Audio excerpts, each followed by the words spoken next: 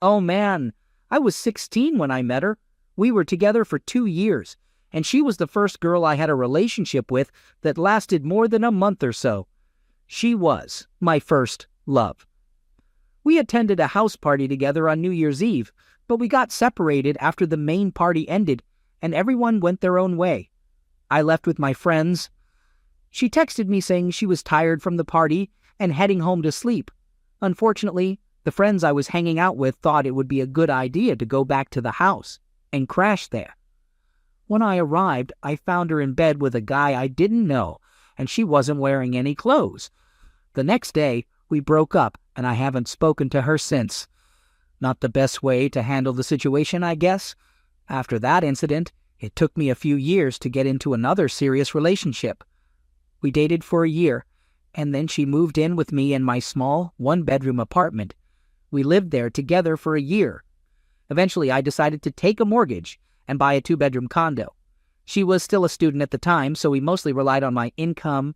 She didn't have many classes, so she stayed home a lot. Some of my friends thought she was taking advantage of me since I was the one financially supporting us. I never gave her money directly, but she also didn't contribute her fair share. Sometimes she would buy random groceries, but that was about it. Things started to change when I began working long hours, often doing 12 to 16-hour shifts. Our interactions became less frequent. She became more engrossed in her phone, and my jokes no longer amused her. It seemed like everything I did annoyed her to some extent. Our bed life also completely fizzled out. I didn't even bother asking if she wanted to join me when I went out with friends because all of my friends seemed to despise her. Anyone noticing the red flags? But I still held on to hope that things could be fixed. Then one day, her phone lit up on the living room table while she was in the bathroom. It was a text from her classmate saying, "I'm really excited to meet you again soon. I'm not proud of what I did next, but..." That text caught my attention, so I couldn't resist the temptation, and I opened her phone to read part of their conversation. Turns out they had been seeing each other for a few months already. I was devastated, absolutely crushed. I felt dizzy and sick to my stomach, like my entire world was crumbling. I started reading one of the explicit texts out loud, loud enough for her to hear. It described what he wanted her to do to him, and she seemed to play along in her response. And that wasn't the only exchange of that nature. She quickly rushed out of the bathroom, grabbed her phone, and accused me of invading her privacy.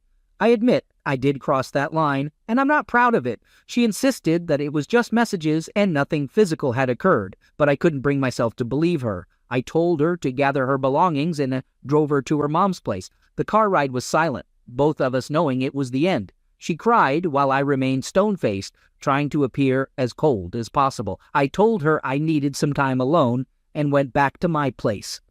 I poured myself a whiskey, confided in my best friend about what happened, and asked him to come over because I didn't want to be alone. He came over with more drinks. We watched the first 3 die-hard movies and continued drinking. I let out my frustrations while he listened.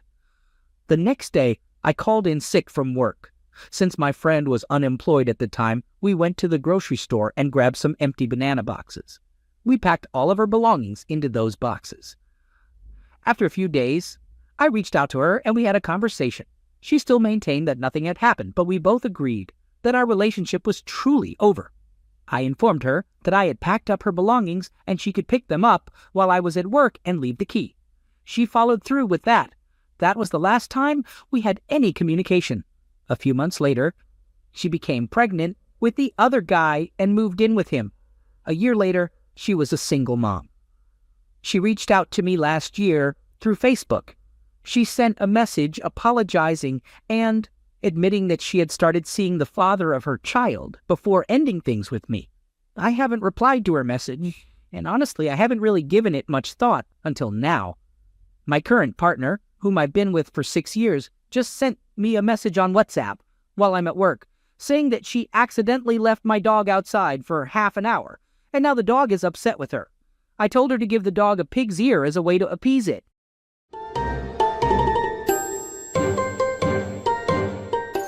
Second story. To begin with, I'm a 21-year-old guy, and I've been with my wife, who is also 21, since we were in our senior year of high school. We had a child together and got married right after graduating at the age of 18. So we've been together for a little over 4 years. Lately, I've been traveling for work and spending weeks away from home. During one of these trips, my wife started texting me saying that she doesn't want to be together anymore. It was quite shocking because I was 1,500 miles away from home. Receiving these messages about her not wanting to make our relationship work. We agreed that we would have a more detailed discussion about it when I return. Around 8 months ago, my wife became best friends with my aunt. They would often hang out together, and I would occasionally join them. My aunt has a boyfriend whom I've known for more than 10 years, and I consider him part of the family. While I was away for work, my wife spent a lot of time at their house. At that time, I didn't see any issue with it, since they were her friends, so I didn't think much of it. So I come back home after working across the country, and I find out that my wife's friend has been living in our house for free the whole time I was gone. Normally, that wouldn't be an issue because I don't mind helping people out. But this friend completely trashed our house and let it become disgustingly messy. It made me realize that my wife was hardly ever home. Instead, she stayed at my family's house while I was away, completely neglecting our pets, the house, and our child. She would pass our child off to others while she went out partying all the time. Finally, my wife and I sit down to have a serious conversation about our relationship and why things weren't working out. She barely looked at me and couldn't talk for more than 20 minutes before going back to my family's house.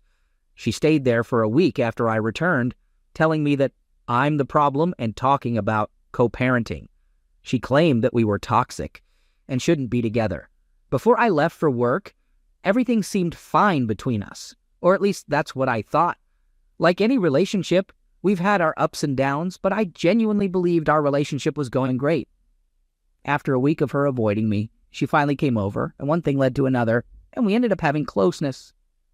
She left that night, but said she would stay with me another night. However, the next day she became distant and talked about not wanting to be around me, saying she needed time.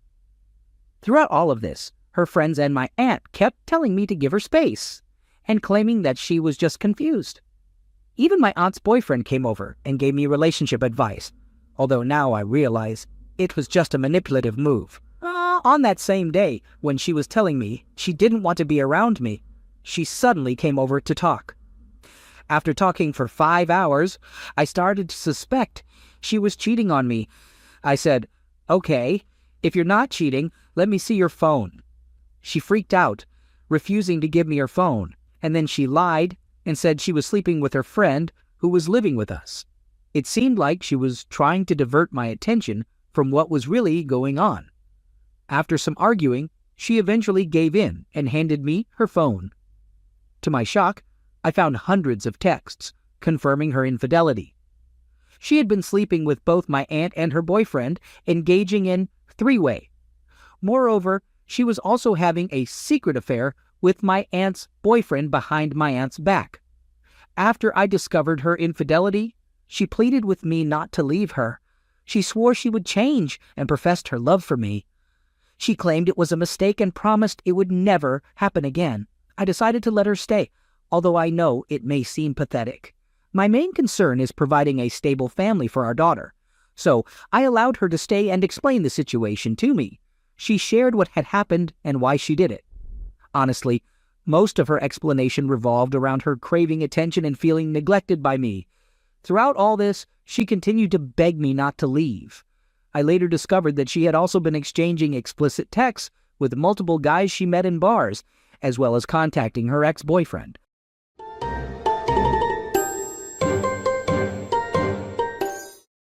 Third story. The past 2.5 years have been a roller coaster ride I never saw coming. It's hard for me to fully capture everything that has unfolded since I discovered my wife's affair with multiple men over a span of about 6 months. I've been desperately trying to hold on to something that might not even exist anymore. We've been married for 12 years and have 4 children, ranging in age from 1 to 11. Sadly, we lost one child at 40 weeks about 6 years ago. Whenever I talk about my family, I always include him because he remains a significant part of who we are. D-Day, the day I found out about the affair, happened to be on my birthday a little over 2 years ago. I had gathered enough evidence to confront my wife and force her to come clean about anything she might have lied about. To my surprise and devastation, she confessed to her infidelity and provided me with answers to all my questions. It was a crushing blow, and I demanded to know every painful detail. I didn't get the full picture that first night, but I had a pretty good understanding of what had transpired. 3 different men over a span of 6 months, with 2 of them involved concurrently for the past 5 months. It was absolutely sickening. Naturally, I placed a lot of blame on myself. Even to this day, I still carry some of that blame. I believed that I had failed to meet her emotional needs, neglected her, and didn't support her enough in her role as the primary caregiver for our children. Despite working hard to provide for my family and give them a comfortable life, I realized that I had been self-absorbed and not effectively communicating my love for her. I believed that my actions contributed to her choice to be unfaithful. On that first night, she expressed uncertainty about whether she wanted to work things out and asked me, "Do you really want to do this? Is it worth the effort to try and fix this?" I knew she had mentally checked out and had little desire to salvage anything, but I couldn't let go of the woman I deeply loved, even after she caused me so much pain. Why did I choose to stay? In the following days, she ended things with the 2 men she had been involved with. However, she would later have a relapse and meet up with one of them, which only added more pain to the already wounded situation. Meanwhile, I was in a haze, seeking personal therapy and struggling to keep myself together while also trying to work. I was constantly consumed by worries about when the next destructive revelation would come. I became paranoid, monitoring her phone's GPS, checking her social accounts, emails, and anything that could raise a red flag. Surprisingly, she willingly gave me access to her passwords, aware of my actions. Time continued to pass. During the summer of 2019, she finally admitted that she didn't have any emotional attachment towards me anymore and believed that our relationship had lost its spark. She claimed to love me as a person, but not in a romantic way. I attempted to explore new hobbies, but ended up abandoning them because they reminded me of painful memories. The counseling I was undergoing reached a point where there wasn't much more to discuss without involving my wife, so I decided to stop going. And so, time continued to pass. But why did I stay? I repeatedly suggested marriage counseling, hoping it could help us. But she always rejected the idea, claiming she didn't see the need for it or wasn't ready to address her own emotional wounds. I guess the years of emotional neglect on my part had taken a toll on her and made seeking help unappealing. I suppose it makes sense if she had mentally checked out and didn't want to invest the effort. And so, time continued to pass. We made a terrible decision early on in this whole ordeal by getting pregnant. Yeah, I know, it sounds cringeworthy and not the brightest idea. Maybe it was a way for both of us to escape from all the other horrible things happening around us. The whole story of why we did it and how it didn't turn out as planned is a long one. Our baby boy was born shortly before the pandemic hit, and everything went into lockdown. But despite all the challenges, we love our little guy and wouldn't trade him for anything. Having children only adds to the complexity of dealing with infidelity, and if it weren't for our 4 kids, this whole situation might have ended by now. But time keeps moving forward. Surprisingly, the pandemic and the quarantine period actually worked out better for us, or at least for me. There were fewer triggers since we were together most of the time. I was working from home, so we had more opportunities to be around each other. We didn't talk much about the infidelity, and we kind of just carried on with life. Of course, it's still a struggle for me on a daily basis, because those negative thoughts never really go away. Deep down, you know that everything is still not okay, but it didn't come up to the surface. So we put on a happy face and almost convinced ourselves that everything was fine, and so time keeps moving forward. It's not like everything is miserable all the time, you know? Maybe it's just an act on her part, but we still have fun as a family, watch shows together, and yeah, we have a pretty regular bed life. We try to find moments to be alone together and escape from the kids when we can. Thankfully, we have an older child who can babysit, and when we have family visiting from out of town, we usually take the opportunity to get some alone time. But it really throws me off when she tells me she's not truly happy. She went through a period where she lost faith in God because she didn't feel any comfort from it. As a result, she decided to leave our church, and that caused a lot of conflict between us for a while. However, we eventually adjusted to a new normal and started respecting each other's beliefs. I would take the children to our church while she enjoyed some time alone. Unfortunately, she also lost some friendships within our church community, which made her feel even more isolated. In the past few months, she has found a new group of friends, which is great for her because they do fun things like Sunday morning meetups at the park, bar crawls, bonfires, and BBQs. She's been really enjoying spending time with this new community. As for me, it's made me realize that I'm still stuck in the same place I was when all of this started.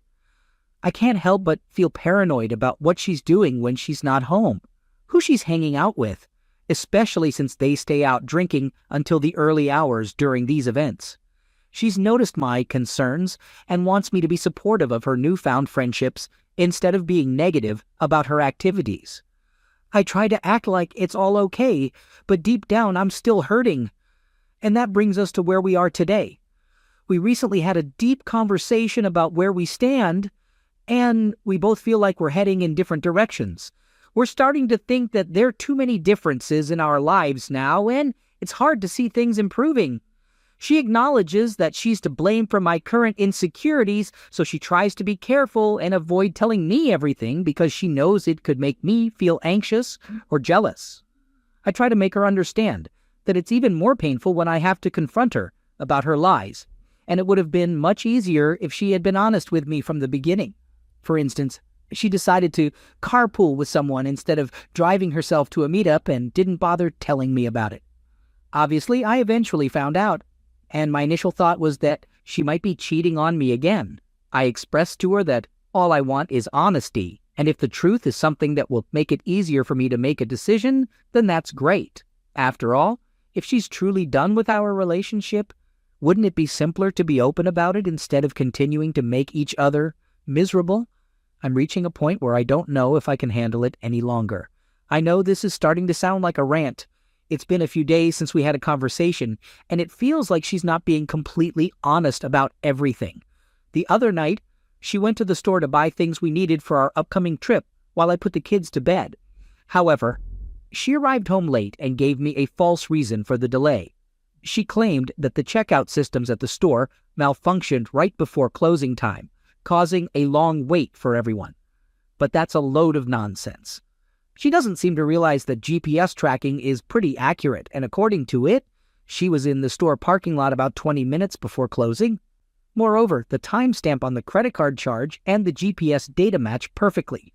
I even called the store the next day, and they said they had no issues with their systems the previous night. Then, about 40 minutes later, she finally reaches out to explain what happened and that she's on her way home. Couldn't she have texted me while waiting in line to give me this explanation? I had sent her texts during that same time, but she didn't bother to respond. How long should I tolerate her holding on to this lie before I expose it? And when I do confront her, how should I approach the situation? It seems like if I call her out on most things, she doesn't even try to hide it. I'm just really angry and frustrated after our conversation about honesty. I think I might tell her that it's best for us to try a separation. Neither of us wants to be the one to actually say it out loud. The only thing that's been holding us back from taking real action is our shared agreement that we want to keep our family together for the sake of the children. Not to mention the financial burden of a separation. I'm the only one bringing in income, and she's a stay-at-home mom. It's been said countless times that staying together for the children is not a good enough reason. It's hard to accept that when you're in the midst of this crisis, and the last thing you want is to bring something like this up to your children. I just need support and strength from people who understand and can help me navigate this difficult decision. I don't want to take separation or divorce lightly, and I want to approach it in the best possible way. Should I seek advice from a marriage counselor first to get a professional opinion from a neutral party, or do I start the process without informing her? After spending so much time reading posts and opinions on various online forums about infidelity, I've come across different perspectives, but ultimately, I need to do what feels right for me.